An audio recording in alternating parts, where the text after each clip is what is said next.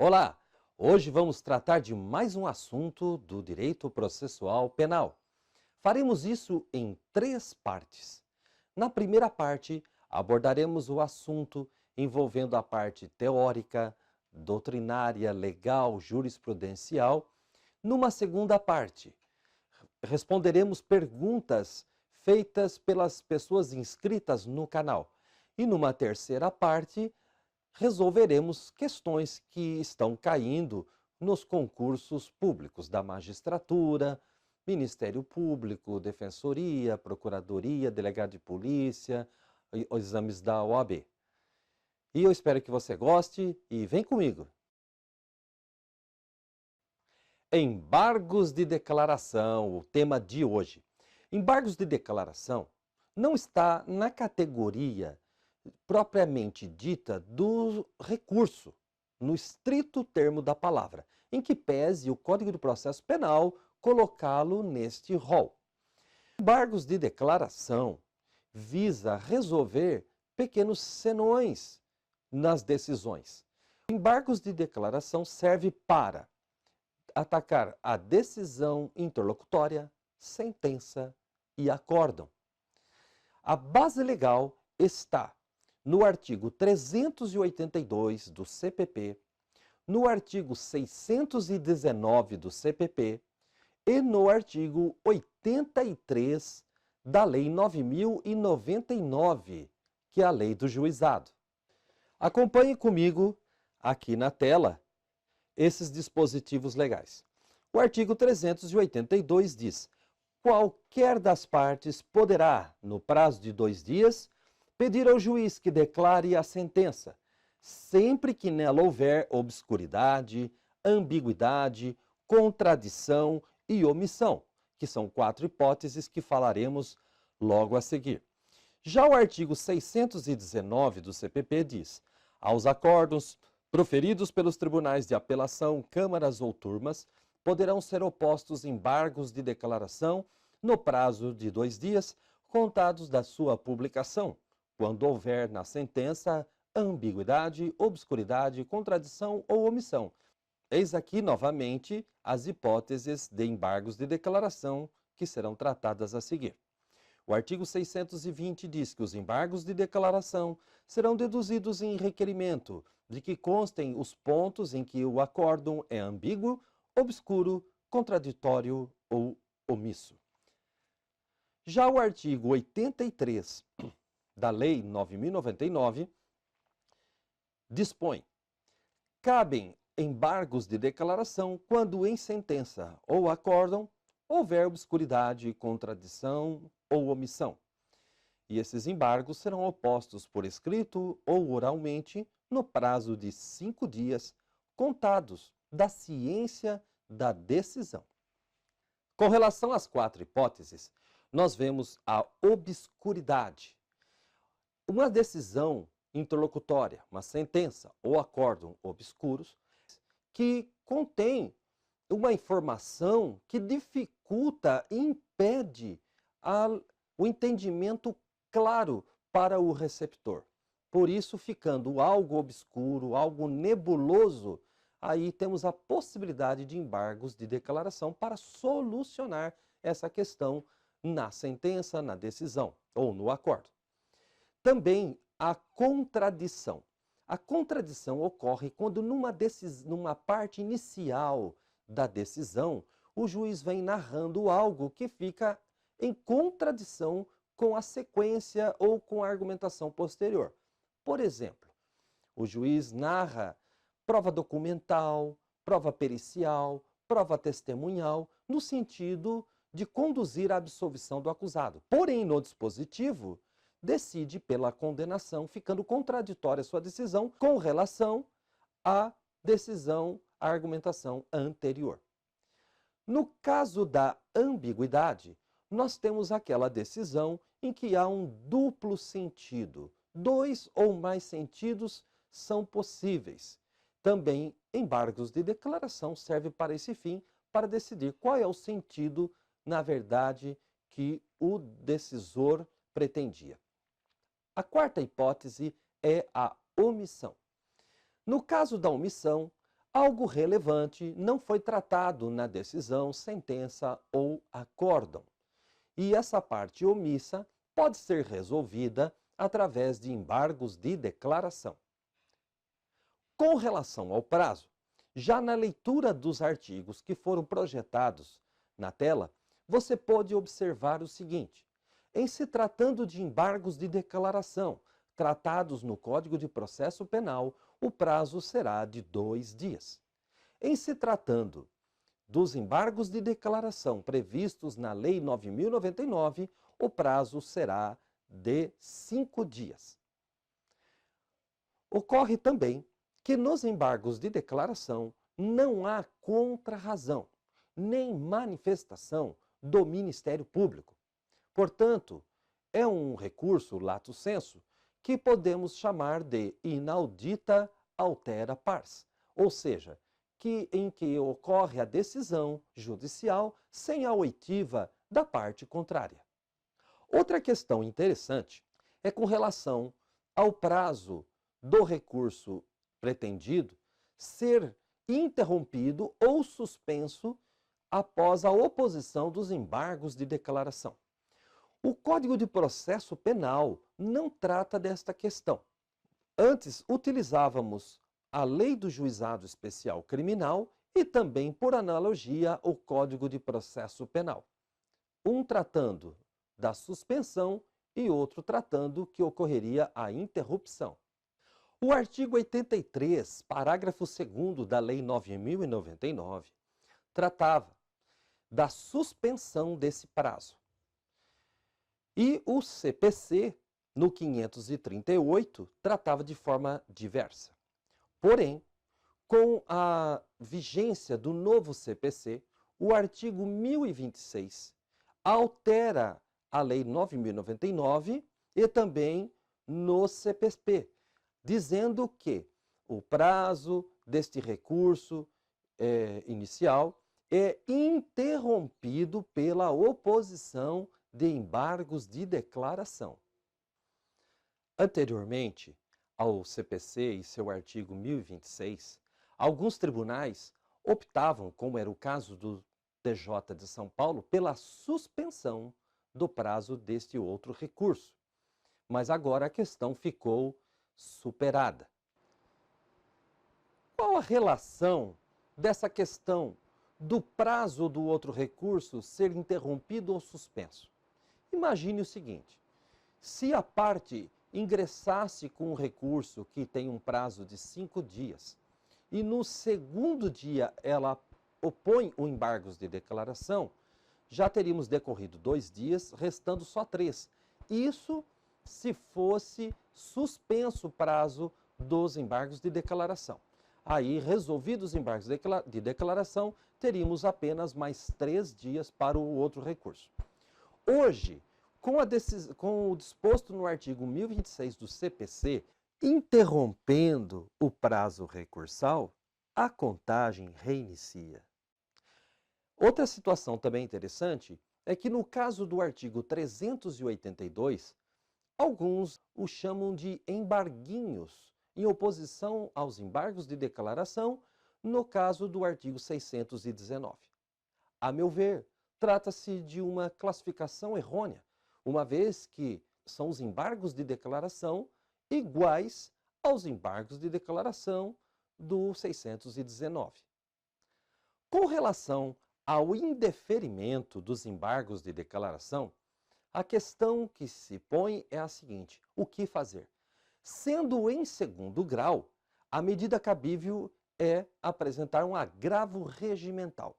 Se for em sede de primeiro grau, essa discussão ocorrerá na sequência do próprio embargos de declaração. É possível também a interposição de um embargos de declaração de outro embargos de declaração se o anterior não solucionou a questão de uma obscuridade, ambiguidade, contradição ou omissão. Em sendo o embargos de declaração protelatório, nessa hipótese não será admitido pelos tribunais. É possível também a utilização dos embargos de declaração para pré-questionamento. Caso o juiz ou o tribunal não tenha se manifestado sobre aquele ponto que você levará futuramente para a STJ ou STF, você deve apresentar embargos de declaração nos termos da súmula 356 do Supremo Tribunal Federal para pré-questionar a matéria, uma vez que você não pode chegar com matéria não suscitada, matéria nova, ao STJ e ao STF. Os embargos de declaração podem ser opostos por petição e também no juizado de forma oral, porém, aí será tomado por termo. Com relação à competência, devemos lembrar aquela classificação dos recursos em recursos iterativos, reiterativos e misto. No recurso iterativo, o próprio juiz, o ACO, é que deve se manifestar sobre aquele assunto, sobre aquela matéria. Exemplo disso, embargos de declaração. No recurso classificado como reiterativo, o juízo ad quem é que deve fazer a análise, a sua manifestação sobre aquele recurso. Exemplo, a apelação. Nos recursos de instância mista, ou chamados de recurso misto, tanto o ACO quanto o ad quem devem se manifestar em seus momentos adequados e respectivos. Exemplo disso ocorre no recurso em sentido estrito, que tanto o juiz, o ACO, pode se manifestar no juízo de retratação em razão do efeito regressivo, como também o juízo ad quem. Então é isso aí. Agora terminamos a parte expositiva e vamos para o bloco Explica pra mim. Explica pra mim. Explica pra mim. Explica pra mim. Explica pra mim. Explica pra mim. Doutor Oscar, é possível a inovação recursal através dos embargos de declaração? Os embargos de declaração, reforçando, devem ser utilizados nas hipóteses do 619 do CPP, ambiguidade, obscuridade, omissão e contradição. Utilizar o embargos de declaração para inovar a via recursal não é correto. Inclusive, você pode acompanhar aqui no rodapé um dos julgados do STJ mencionando o descabimento da inovação recursal via embargos de declaração. Professor, meu nome é John Lennon e tenho uma dúvida. Podem ser interpostos embargos de declaração com propósito infringente? Os embargos de declaração devem ser manejados para saneamento de uma daquelas hipóteses previstas no artigo 619 do Código de Processo Penal, quais sejam ambiguidade, obscuridade, contradição e omissão. Portanto, não se fala aí no caráter infringente. A situação do caráter infringente pode ocorrer como exceção. Inclusive, os ministros do STJ, por vezes, já deixaram claro nessa questão do caráter infringente o seguinte: a contradição que se pode atacar manejando embargos de declaração é aquela contradição interna, na estrutura da decisão, e não uma contradição entre a decisão alcançada e a decisão que se pretendia alcançar. Ou seja, não se deve utilizar o embargos de declaração para esse fim do caráter nitidamente infringente.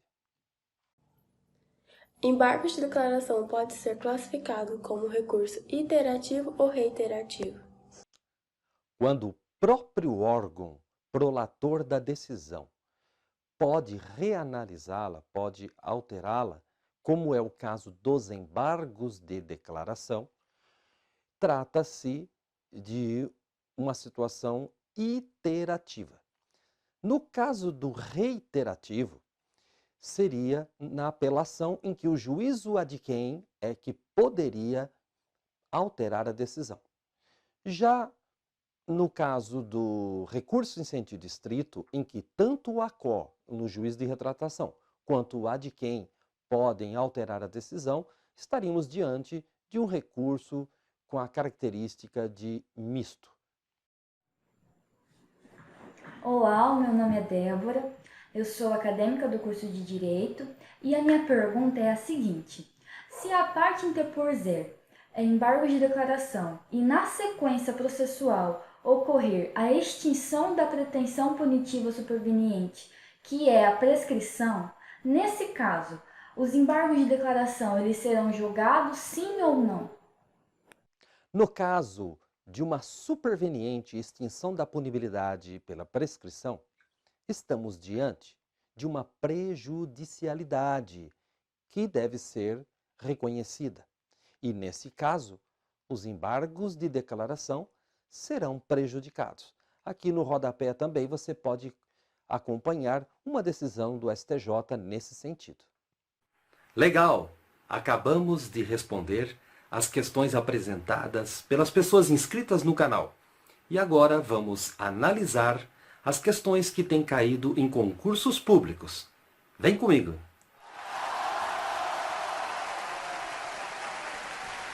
Agora vamos analisar questões de concurso público. A primeira. O Ministério Público do Estado da Bahia, em 2018, apresentou a seguinte questão: a respeito dos recursos no processo penal, assinale a propositura correta. Letra A. No caso de morte do ofendido, o cônjuge somente poderá interpor recurso de apelação da sentença que absolveu o réu, na ausência de recurso por parte do Ministério Público, se previamente tiver se habilitado como assistente de acusação. Essa alternativa está errada, então não é a que nós devemos assinalar, porque não é necessário que esteja habilitado.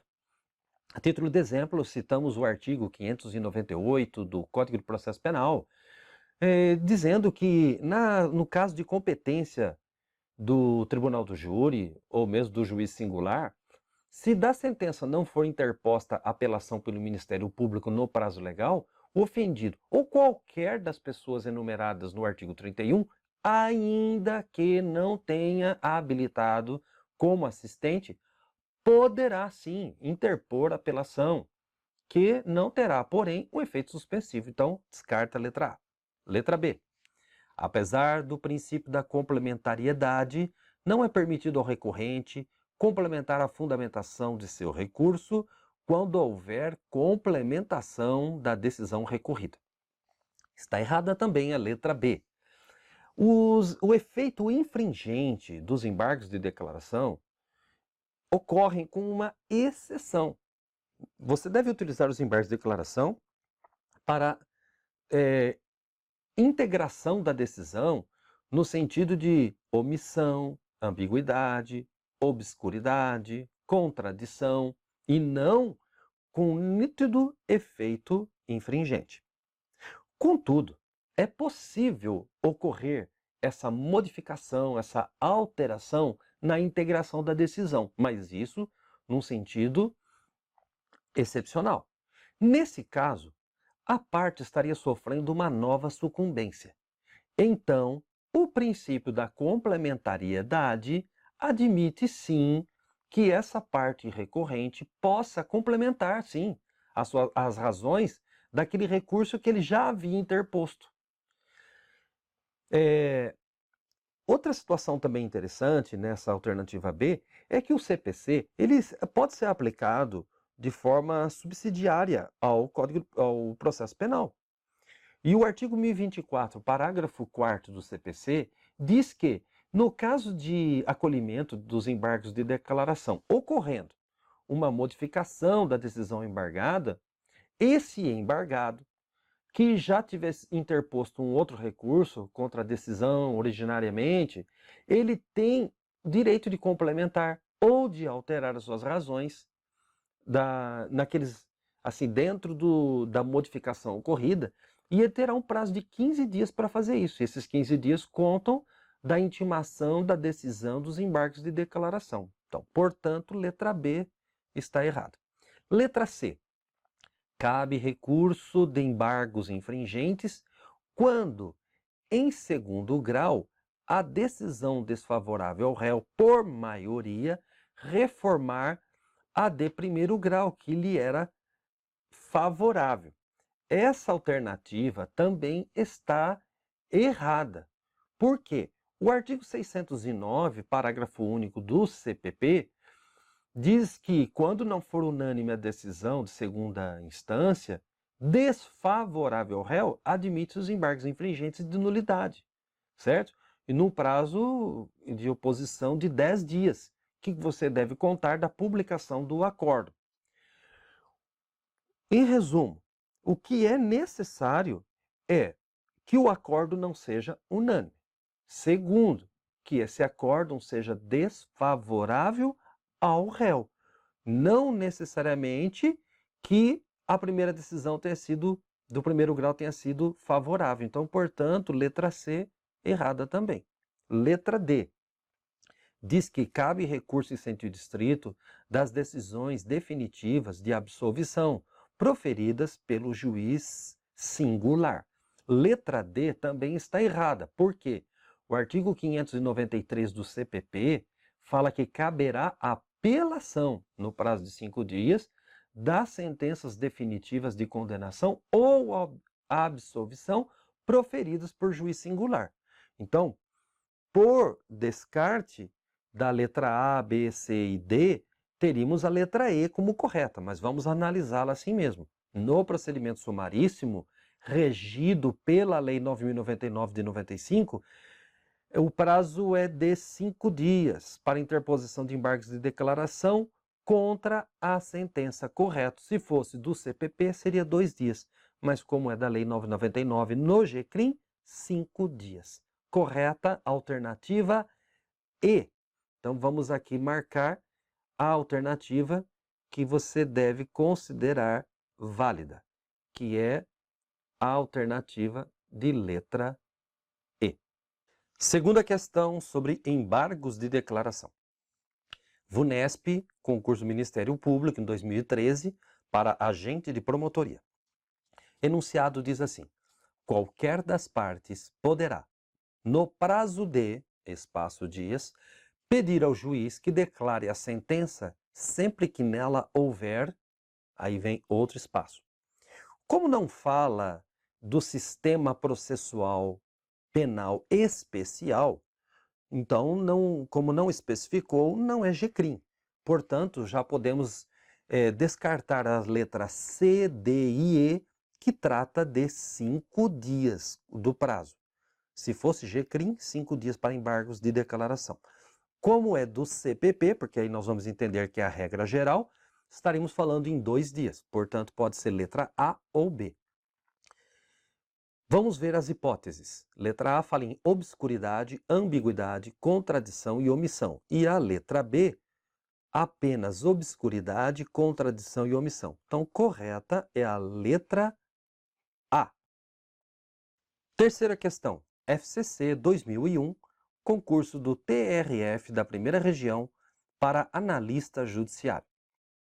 Diz o enunciado: quando na sentença criminal houver obscuridade, ambiguidade, contradição ou omissão, qualquer das partes poderá pedir ao juiz que a declare no prazo de. Não está falando em juizado especial criminal, portanto, não se trata daquele prazo de 5 dias. Sendo regra geral o CPP, estaríamos diante do prazo de 2 dias. Portanto, correta a alternativa de letra D. Valeu, pessoal! Espero que vocês tenham gostado. E só para lembrar, hein? Inscreva-se no canal, acione o sininho, dúvidas para o e-mail que consta aqui na tela e até a próxima!